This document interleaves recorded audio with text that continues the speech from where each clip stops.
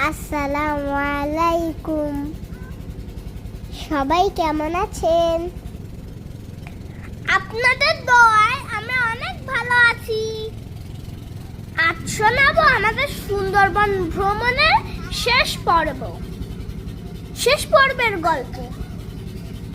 ভোরবেলা ঘুম থেকে উঠে আমরা ক্যানেল ক্রুজিং এ গেছিলাম।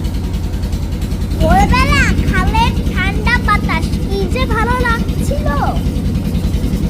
এই খালটার নাম ঢাংমারি খাল। এরপরে আমরা ব্রেকফাস্ট করতে গেলাম।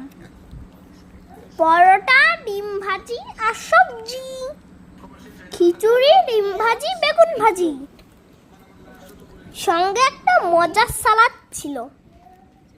সালাদটা একটু টক টক স্বাদ। সালাদটা আমার খুব ভালো লেগেছিল। ইনফ্যাক্ট এখানকার প্রত্যেকটাই খাবারই ভালো। ব্রেকফাস্ট করার পরে আমি একটু হাওয়া খেতে লাগলাম। এখানে শুয়ে শুয়ে ন্যাচারাল ভিউ দেখতে আমার ভীষণ ভালো লাগছিল। আমি খুবই এনজয় করছিলাম। আজ আমাদের বাসায় ফিরে যাওয়ার দিন, কিন্তু আমার মনই চাইছিল না ফিরে যেতে। আমার মনে হচ্ছিল আমি এই সুন্দরবনে থেকেই যাই। আমাদের বোট ঘাটে বসে আছে। আমরা বোটে উঠে পড়লাম।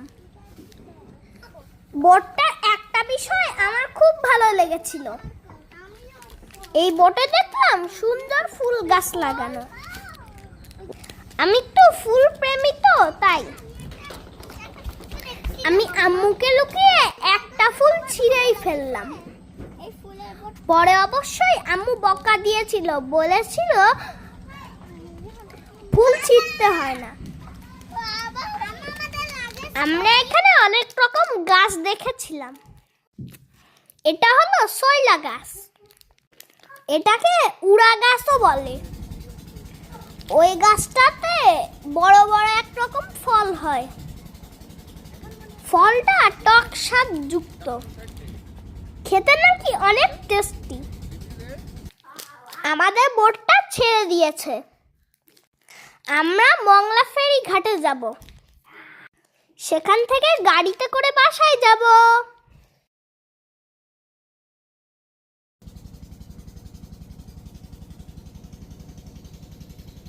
এটা ঢাংমারি খাল।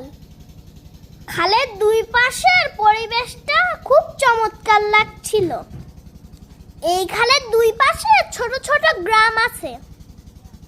সেই গ্রামের মানুষের জীবন ও জীবিকা ভীষণ কঠিন। এই মানুষেরা বনের উপর নির্ভর করে বেঁচে থাকে। তাদের অনেকেই খাল থেকে মাছ এবং কাঁকড়া ধরে। অনেকেই জঙ্গলের মধ্যে যায় কাঠ কাটতে। জঙ্গলের মধ্যে থেকে মধুও সংগ্রহ করে।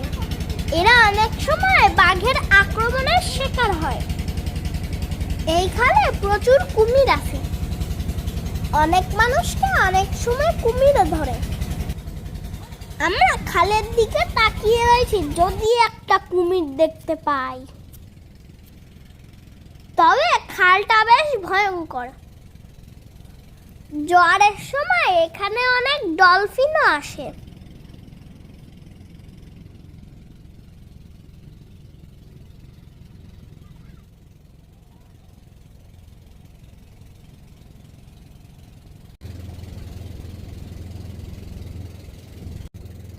ওই যে দেখুন কেওড়া গাছ।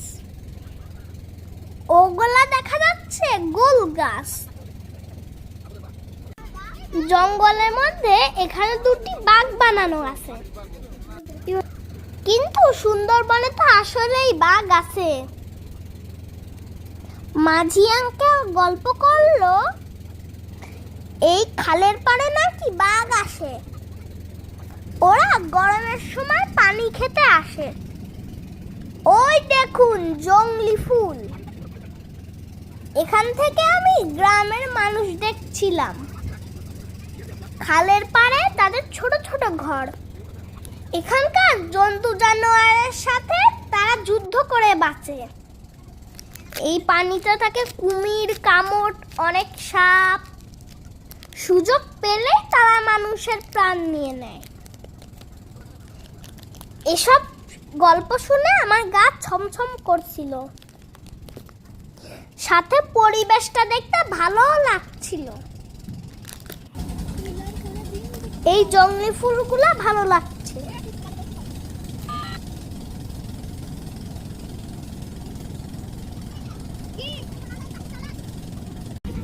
এই কেওড়া ফলের খাটা খেতে অনেক মজা। চিংড়ি মাছ আর এই ফল দিয়ে খাটা রান্না করতে হয়, একটু টক স্বাদের। দেখুন কি পরিমাণে ফল হয়েছে। এটা দেখুন সুন্দরবনের ঘাস।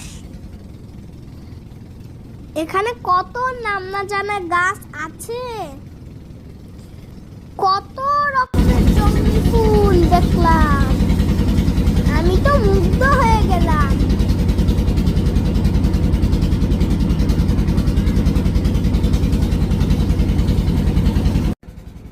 আমরা যেতে যেতে বৃষ্টি এসে পড়লো। খালের মধ্যে বৃষ্টির পানি পড়ছিল, দেখতে খুব ভালো লাগছিল। সুন্দরবনে এসে বৃষ্টি উপভোগ করা খুবই রোমাঞ্চকর। ওই দেখুন গ্রামের মানুষ। আমরা সাগরে এসে পড়েছি। ডলফিন, ডলফিন, অনেকগুলা ডলফিন দেখেছি, কিন্তু সবগুলা ভিডিও করতে পারিনি। একটুখানি ভিডিও করতে পারছিলাম, সেটা আপনাদের দেখাবো। দেখুন,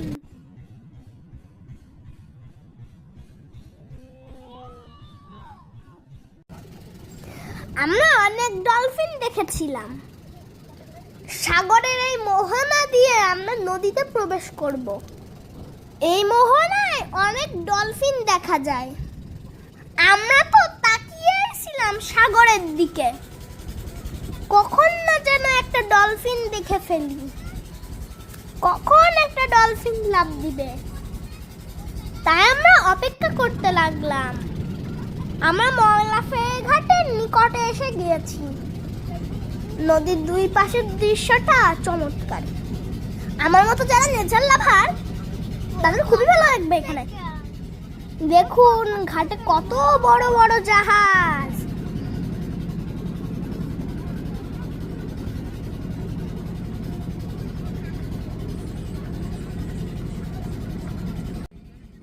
ওই যে দেখা যাচ্ছে একটু সামনেই আমরা নামবো।